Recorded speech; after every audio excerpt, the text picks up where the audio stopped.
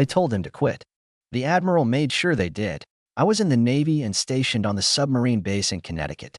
I had a friend I met in boot camp, and we were in the same class for our school, Navy job training. We'll call that friend Bill. Now, Bill wasn't the most physically fit guy. He was short, kind of chubby, and wore glasses. However, Bill was really smart, and as the sonar technician he was meant to be, he would have been amazing. He had a pragmatic way of looking at things I really valued in a friend, and I know it would have made him successful if he had made it out to the fleet. While in school, we had a couple of petty officers that were hard asses.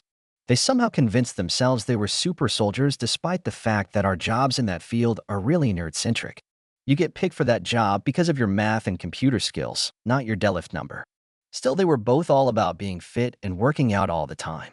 We would do physical training 3 times a week, and while most of us could keep up, Bill often fell behind on runs or didn't quite meet what these two idiots believed to be the standard.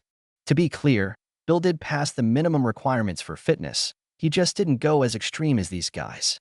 Side note for other Navy vets, he got the MCPON coin for how hard he pushed himself at PT the day he visited. The end result was that they would constantly berate and belittle Bill. They'd call him fat, lazy, and everything else. They'd tell him he should kill himself. You name it. They were always on his ass despite him passing his assessments. At some point, Bill pushed himself too hard and injured his knee. He told these petty officers he was injured and had been seen by the doc on base. The doc had put him on light duty so the knee could recover. He had the paperwork to back it up. They elected to ignore that and threaten him with kicking him out if he didn't do the workouts. So Bill kept pushing himself, injuring himself more, and his mental health degraded the whole time. In my time in the Navy, you didn't get mental health services really. The only person to talk to like that was the chaplain. For those who don't know, the chaplain is the religious leader, usually a pastor/priest/rabbi that is signed up as a commissioned officer. Our chaplain was the sweetest little woman you ever met, but as a chaplain, she held the rank of captain, high-ranking officer. So Bill set up a meeting with the chaplain to talk about things.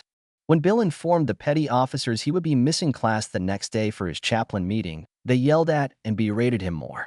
They called him a pussy, useless, not fit for the Navy, and everything else you can imagine. They convinced Bill he was being weak and the chaplain wouldn't care about his issues, that nobody would care. They promised to make life even harder if he didn't show the next day. So he canceled his meeting.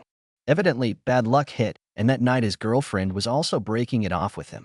She wasn't worth his time or money, but he couldn't see that. That night, I awoke to a 3 a.m. call from Bill. I couldn't hear anything, and I asked several times, "Bill, you there? Are you okay?" It wouldn't have been the first time that I got a drunk dial from one of my friends after a hard day like Bill had. Sailors have been known to drown their sorrows a bit. Eventually, I figured it was a butt dial/drunk dial and hung up and went back to bed. I still regret that decision. The next day, all hell broke loose. Me and a couple other friends got calls from Bill's now ex-girlfriend informing us he was in the hospital because he slit his own throat. Turned out a few of us got that 3 a.m. call, but Bill couldn't speak at the time and was kind of out of it due to blood loss. We finished what we had to do on base and rushed over to the hospital. As we got there, the chaplain was on her way out and we passed her in the hallway. She spoke to us briefly to say that Bill would be okay, and she wouldn't forget this. I have never seen a look on someone's face that so accurately depicted raw, unfiltered rage. It took us all by surprise because she was such a small, sweet, and personable lady. But the look in her eyes, you could just tell she wanted someone to pay for this. She wanted revenge, and we all knew she wore the kind of rank that could get it done. We visited Bill, who could barely talk, but he told us the story of what had happened, what he was thinking at the time, and how glad he was it didn't work. Apparently, it was cold enough that the blood clotted on the outside of his neck and made a kind of patch that kept him alive long enough for the EMS to find him and get him to a hospital. The doctor said he missed his carotid by about 1 millimeter. A week went by, and we hadn't heard anything until we got called in by the chief of the training command, the boss to these petty officers. He said he wanted to check on the rest of us and make sure there weren't any other issues with these guys he wasn't aware of, and that we were all okay. I let him know about an ass chewing he gave me a few months back, that I was really set up by these guys and they had lied to him. My friends cited a couple other examples of their own with these guys being generally shitty, dishonest people. I don't think it mattered. I think their fates were already sealed and we were being asked for more ammo to bury them with. The next day, they were nowhere to be found, and we were introduced to new instructors who would be taking over our training permanently. After class, I decided to stop by and ask the chaplain what happened. She told me she had never been more disgusted by the actions of a sailor than these two guys who convinced someone not to come see her. She teared up a bit, regretting that she didn't get the chance to help Bill before he made his attempt. In her mind, it was these two that precipitated and enabled Bill's attempt. So on to the revenge. The chaplain told me she went to the Admiral in charge of the entire base and demanded their immediate discharge. He granted it.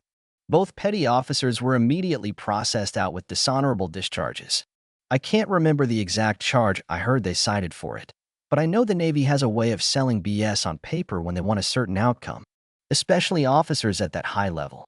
So basically, they get no VA benefits of any kind, got kicked out of the base housing they lived in, and could probably only find work at a gas station or under-the-table stuff somewhere. Also, I know from someone else who got the boot that the Navy only pays for a single bus ticket to get you back home, not your family or any of your belongings. When you have a discharge like that, no company with DoD contracts is allowed to hire you. That includes McDonald's because they have stores on bases throughout the country. Taco Bell, Subway, etc. None of them will give you a job. They can't, and they don't want it anyway. So I don't know where these guys went or what become of them, but I know their lives were irrevocably ruined. One of them had about 18 years in, so he was 2 years from retirement and lost it all. The other was at about 12 years, so he also lost a lot. Wherever they are now, I'd be very surprised to hear they're making more than minimum wage. As for Bill, well, he made a full recovery. He got a full medical discharge, which is an honorable discharge that meant he 5 pay for the rest of his life, full benefits, and a referral to a counselor in his home state once he got back there. All paid for by the Navy. We lost touch over the years, but I did see on Facebook he got himself together, became a police officer, and got married. Edit to add. For those who have pointed it out, their discharges were actually ODH, but I didn't want to have to explain the difference or have people Google it.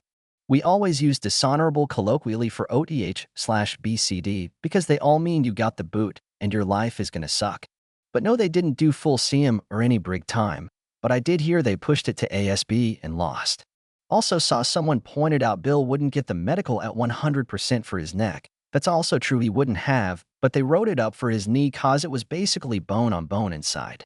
I think they decided to do him a favor and not put him down as a mental health discharge.